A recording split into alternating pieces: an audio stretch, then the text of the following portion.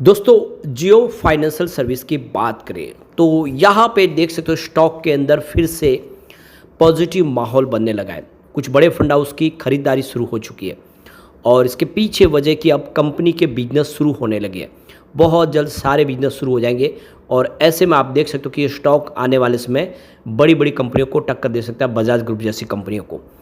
तो यहाँ पे इन सारी बातों को समझेंगे। इस समय फंडामेंटली कंपनी कितनी मजबूत है और आने वाले समय इसके क्या संभावना, दूसरी पेयर कंपनियों की तुलना में इसका प्रदर्शन कैसा है और कौन से वो बड़े फंड हाउस है जो जम के खरीदारी करें इस समय, इस मौके का फ़ायदा उठा रहे। अब जियो फाइनेंशियल रिलायंस ग्रुप की मजबूत कंपनी है जिसका बैकग्राउंड इतना मजबूत है, तो आप देख सकते हो कि कंपनी के लिए आने वाला समय कितना शानदार होगा। क्योंकि कंपनी आप देखें इसके बैकग्राउंड में तो जिस बिजनेस में एंट्री मारते हैं उसमें मार्केट लीडर बन जाते हैं। क्या आने वाले समय भी जियो फाइनेंशियल ऐसा ही कमाल करेगा, जानने की कोशिश करेंगे इस वीडियो के माध्यम से। लेकिन फ्रेंड्स उससे पहले अगर आप पहली बार हमारे चैनल पे आए तो चैनल को सब्सक्राइब कर दीजिए, एक बेल आइकॉन दबा दीजिए ताकि जब भी नया वीडियो बने पहला नोटिफिकेशन आपको मिले। वीडियो पसंद आए तो लाइक से जरूर कीजिए। चलो फ्रेंड्स वीडियो स्टार्ट करते हैं। मैं हूँ आपका दोस्त एस बी दवे और हमारे अपने चैनल ऑनलाइन कमाई में आपका बहुत बहुत स्वागत है।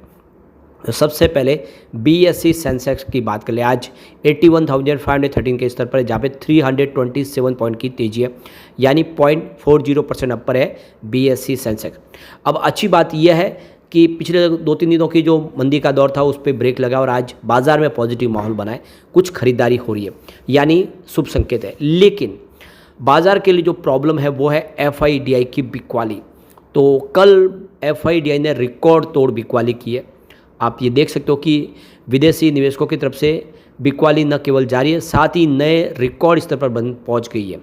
विदेशी निवेशकों ने मंगलवार 20 मई को लगातार दूसरे दिन बिकवाली की है और आप देख सकते हो कि 2 महीने का सबसे ऊंचा स्तर बिकवाली का। हालांकि दो देख सकते हो कि जो इस समय घरेलू निवेशक है वो इस गैप को काफ़ी हद तक भर पा रहे हैं और उनकी तरफ से खरीदारी लगातार जारी है। अमेरिका की रेटिंग के डाउनग्रेड होने और ग्लोबल इकोनॉमी को लेकर अनिश्चितता बढ़ने के साथ ही विदेशी निवेशकों की तरफ से बिकवाली शुरू हुई है।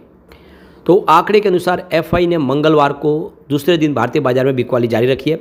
उन्होंने आप देख सकते मंगलवार को 10,016 करोड़ रुपए की शुद्ध रूप से शेयर बेचे, जो पिछले 2 महीनों में यानी 28 फरवरी के बाद किसी एक दिन की सबसे बड़ी बिकवाली है।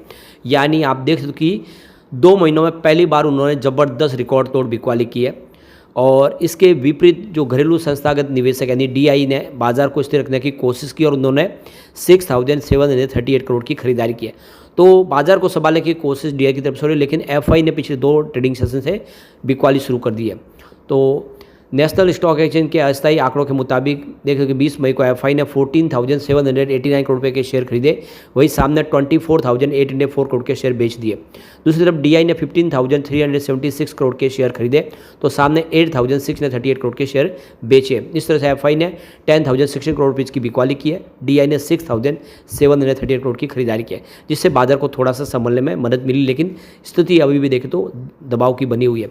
इस साल अब तक विदेशी निवेशक 1.19 लाख करोड़ रुपए के मूल्य के शेयर बेच चुके। दूसरी तरफ घरेलू संस्थागत निवेशकों ने 2.37 लाख करोड़ के शेयर खरीदे हैं, जिससे बाजार को सपोर्ट मिला है। तो एफआई पिछले कुछ दिनों से बाजार में खरीदारी कर लेकिन वो फिर बिकवाल बन गए।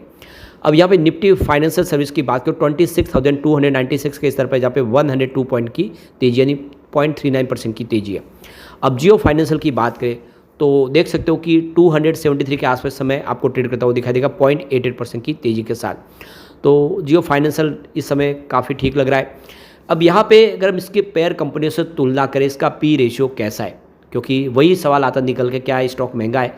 तो सबसे ऊपर अगर हम बात करें बजाज फाइनेंस की तो इसका पी रेशियो 33.91 का है और इंडस्ट्रीज़ का पी रेशियो 28.32 का है। तो इंडस्ट्रीज़ के पी रेशियो से हल्का सा ज़्यादा है। बजाज फिंसर्व्स की बात करो 36.06 का पी रेशियो है और इंडस्ट्रीज़ का पी रेशियो 28.32 के आसपास ही है। आईआरएफसी की बात करें इसका 28.40 का पी रेशियो है, सामने 20.94 का इंडस्ट्रीज पी रेशियो है। जियो फाइनेंस सर्विस का 106 का पी रेशियो है और इंडस्ट्रीज का पी रेशियो मात्र 28.32 है। तो इस हिसाब से देखेंगे तो आपको जियो फाइनेंशियल का पी रेशियो काफ़ी हाई दिखाई देगा। बजाज होल्डिंग की बात करें 19.18 का यहाँ पे आपको पी रेशियो दिखाई देगा।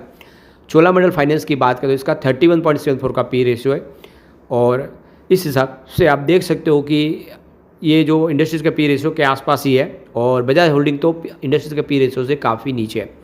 पावर फाइनेंस कॉर्पोरेशन की बात करें 6.02 का पी रेशियो है और इंडस्ट्रीज पी रेशियो 20.94 का है।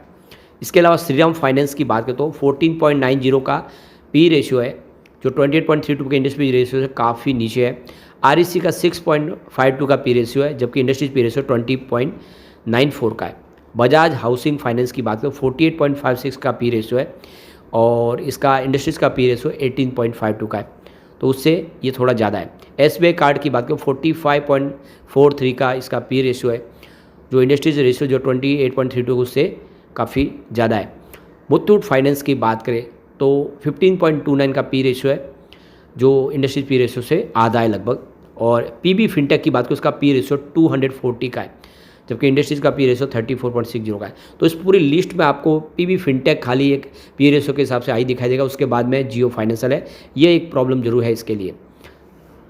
अब इसकी परफॉर्मेंस देखें पिछले 1 महीने से 3 महीने में, तो बजाज फाइनेंस ने 1 महीने में 0.96% का नेगेटिव रिटर्न दिया है, जबकि 3 महीने में 9% की तेजी बताई है। बजाज फिनसर्व्स में 1 महीने में 3.63% की गिरावट हुई है, जबकि 3 महीनों में 7.81% की तेजी बनी है।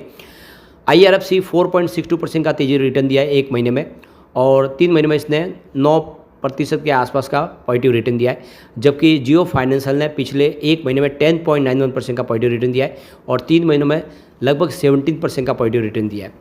बजाज होल्डिंग की बात करें तो 8.40% का पॉजिटिव रिटर्न दिया पिछले 1 महीने में, जबकि 3 मंथ का जो रिटर्न है वो 8.39% है।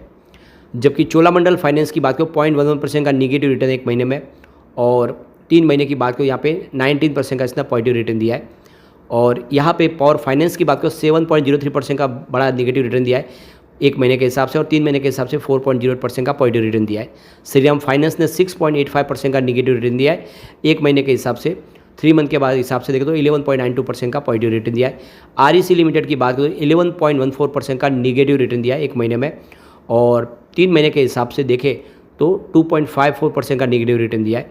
बजाज हाउसिंग की बात करें तो 5.98% का निगेटिव रिटर्न दिया है पिछले 1 महीने में, और 3 मंथ के हिसाब से 8.24% का पॉजिटिव रिटर्न है।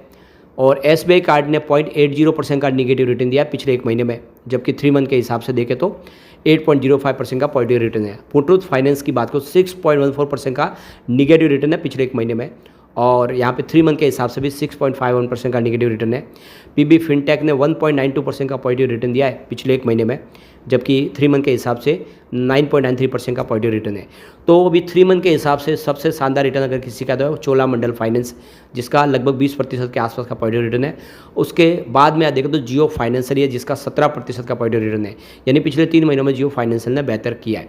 बात करें पिछले 1 महीने में, तो यहाँ पे सबसे शानदार रिटर्न देने वाला स्टॉक जियो फाइनेंशियल है, करीब 11% का इसने पॉजिटिव रिटर्न दिया, ज़बरदस्त। और आप देखें उसके बाद में बजाज होल्डिंग जिसने 8.40% का पॉजिटिव रिटर्न दिया है। बाकी ओवरऑल दूसरी कंपनियों ने निगेटिव रिटर्न दिया। ये इशारा है कि जियो फाइनेंशियल अब दौड़ने को तैयार हो चुका है। अब यहाँ पे जियो फाइनेंशियल डिविडेंड भी देने जा रहा है। इस समय मार्केट कैप 1,72,456 करोड़ के आसपास है। इसका पीबी रेशियो 1.40 का और आरओई 1.15% है। बुक वैल्यू इसकी 194.38 की है। अब इसका पी रेशियो 106 है और डिविडेंड के यील्ड में तो 0.18% के आसपास है। 50 पैसे पर शेयर डिविडेंड देने जा रही है कंपनी। आरओसी इसका 1.36% है और इसकी फेस वैल्यू 10 है। तो डिविडेंड का मौके का फ़ायदा उठा सकते हैं और फंडामेंटली कंपनी अच्छी है और अब यहाँ से स्टॉक दौड़ने को तैयार है। ऐसे में आने वाले समय जियो फाइनेंशियल कमाल कर सकता है, एक अच्छा मौका है। लेकिन फ्रेंड्स, कोई भी इन्वेस्टमेंट करने से पहले अपने फाइनेंशियल एडवाइज़र से एडवाइस ले ले या अपना खुद का रिसर्च करें, क्योंकि मैंने वीडियो आपके एजुकेशनल पर्पज़ के लिए ही बनाया। वीडियो पसंद आए तो लाइक से जरूर कीजिए और चैनल को सब्सक्राइब कर दीजिए। Thank you friends.